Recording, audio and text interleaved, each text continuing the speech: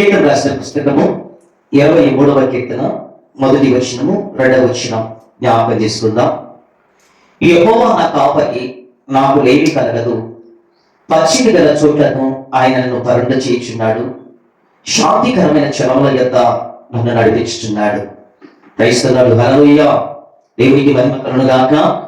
యెహోవా నా కాపరి అంటున్నాడు. యెహోవా నా కాపరి. దావీదు భక్తుడు చక్కగా ఈ కీర్తన రాసినట్లు మనం చూస్తూ ఉన్నాము. దావీదు భక్తుడికి కాపరి ఎవరంటే యెహోవా.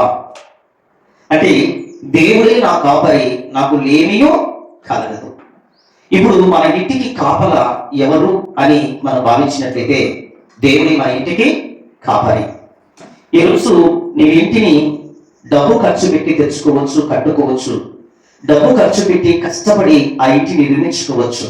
కానీ దానికి కాపరి ఎవరంటే దేవుడే. దానికి కాపరి ఎవరండి? దేవుడే. అందుకని దేవుడు అంటున్నాడు, యెహోవా ఇల్లు కట్టించని ఎడల దాన్ని కట్టువారు ప్రయాస వ్యర్థమే.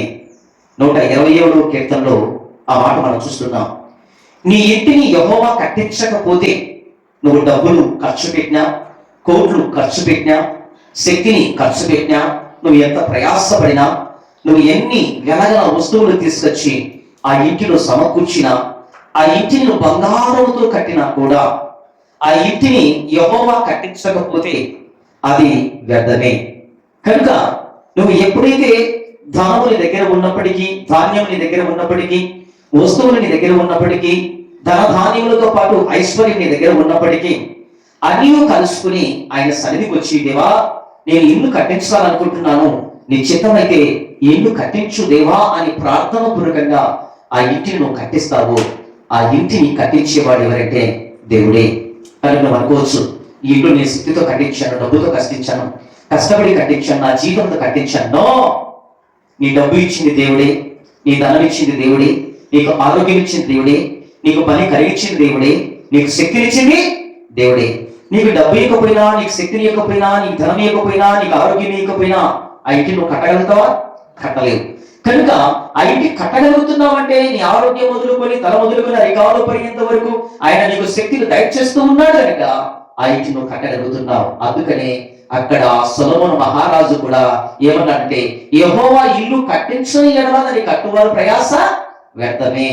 అందుకని ఇక్కడ దావీదు కీర్తనలో దావీదు భక్తుడు 23వ కీర్తనలో అంటున్నాడు, యెహోవా నా కాపరి, నాకు లేమియో కలగదు. ఎందుకంటే నన్ను కాపాడేది యెహోవాయే, నా ఇంటిని కాపాడేది యెహోవాయే, నా బిడ్డలను కాపాడేది యెహోవాయే, నా కుటుంబానికి రక్షణ కవచము ఆయనే. అందుకని శాంతికరమైన చలమల యొద్ద ఆయన నన్ను నడిపించుచున్నాడు.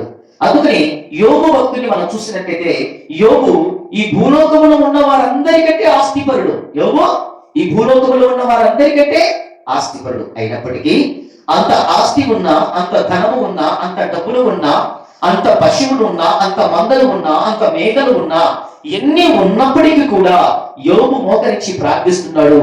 ఆ ప్రార్థన ఒకటే, దేవా నీ ప్రార్థన అనే కంచె నా కుటుంబానికి ఉంచుము అని ప్రార్థించాడు.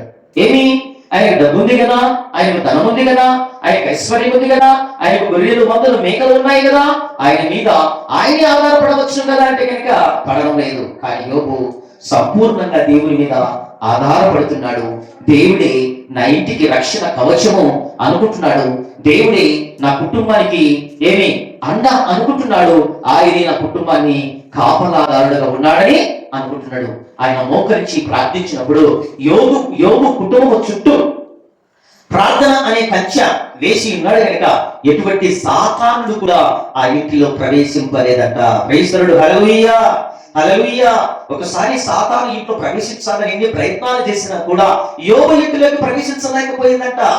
యోబు గ్రంథంలో మనం చూస్తే కనుక ఈ యొక్క సాతాను భూమి మీద అటు ఇటు తిరుగుతూ ఒకానొక దినమందున దేవుడు ఉండే స్థలానికి వెళ్ళిపోయాడట. ఆకాశానికి ఎక్కి ఆయన పరలోకానికి ఎక్కి వెళ్ళిపోయి దేవుని దగ్గర అడుగుతున్నాడు, అయ్యా అయ్యా నీ యోబు దగ్గరికి వెళ్ళాలంటే నాకు కష్టం ఉంది, నువ్వు పర్మిషన్ ఇస్తే గనక నీ యోగు కుటుంబానికి నీ వెళ్తా.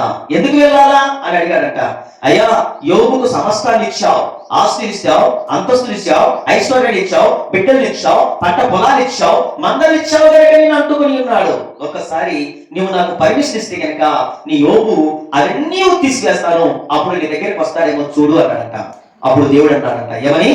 యోగు ప్రాణము తప్ప మరి ఏదైనా నువ్వు చేసుకోపో అని దేవుడు అక్కడ సాతానుకు పర్మిషన్ ఇచ్చిన వెంటనే కిందికి దిగి వచ్చి యోగు దగ్గరికి వచ్చి యోగు బిడ్డలను నాశనం చేశాడు, యోగు పంటలను నాశనం చేశాడు, యోగు మందలను నాశనం చేశాడు, యోగుకున్నట్టు కలిగినంతయో నాశనం చేశాడు, కుటుంబాన్ని కూడా నాశనం చేశాడు. కానీ తన శరీరాన్ని కూడా నాశనం చేసి కుండ్లు కురుపులు వచ్చేటట్టు చేశాడు. అన్ని పోగొట్టుకున్న యోగు ఏమంటున్నాడంటే ప్రార్థన చేసుకుంటూ భూమి తల మీద బూడిద పూసుకుని తాను ఉన్నటువంటి ఆ పుండ్లతో రసి కార్చుకుంటూ అతను తుడుచుకుంటూ ఆ పుండ్లతోనే యోగు ఒకే ఒక మాట మాట్లాడుతున్నాడు. ఏమంటున్నాడు? యెహోవా ఇచ్చెను, యెహోవా తీసుకొనెను. క్రైస్తవుడు హల్లెలూయా. ఏమంటున్నాడు? యెహోవా ఇచ్చెను, యెహోవా తీసుకొనెను. ఎందుకంటే ఒకప్పట్లో నా ఇల్లు ఇచ్చింది యెహోవానే, యెహోవా తీసుకున్నాడు. నా బిడ్డలు ఇచ్చింది యెహోవానే, నా దేవుడు చూస్తున్నాడు. నాకు పొలం ఇచ్చింది యెహోవానే, నా పొలము దేవుడు తీసుకున్నాడు. నాకు మందలు ఇచ్చింది యెహోవానే, యెహోవాయే మందలు తీసుకున్నాడు. ఈ ఐశ్వర్యం, ఈ ధనము, ఈ ధాన్యం ఇచ్చింది యెహోవానే, యెహోవా తీసుకున్నాడు. కనుక ఈ ఆరోగ్యం ఇచ్చింది యెహోవానే, యెహోవా తీసుకున్నాడు. కనుక నేను దిగంబరిగానే వచ్చిందని దిగంబరిగానే వెళ్ళిపోతా, నాకంటూ ఏమీ లేదని ప్రార్థించాడట. ఆయన ప్రార్థనకు ఈ యొక్క దేవుడు కనికరించి మళ్ళీ ఏం చేశాడంటే రెండింతల ఆశీర్వాదం ఇచ్చాడంట. హల్లెలూయా. దేవునికి మహిమ కలుగును గాక. ప్రభువునందు ఉన్నటువంటి ప్రియమైన దేవుడి సంఘమా, మన కాపరి ఎవరు? దేవుడు. అందుకని దావీదు భక్తుడు కూడా నా కాపరి దేవుడు అంటున్నాడు. సొలొమోను భక్తుడు కూడా నా ఇంటిని దేవుడే కట్టాలనుకుంటున్నాడు.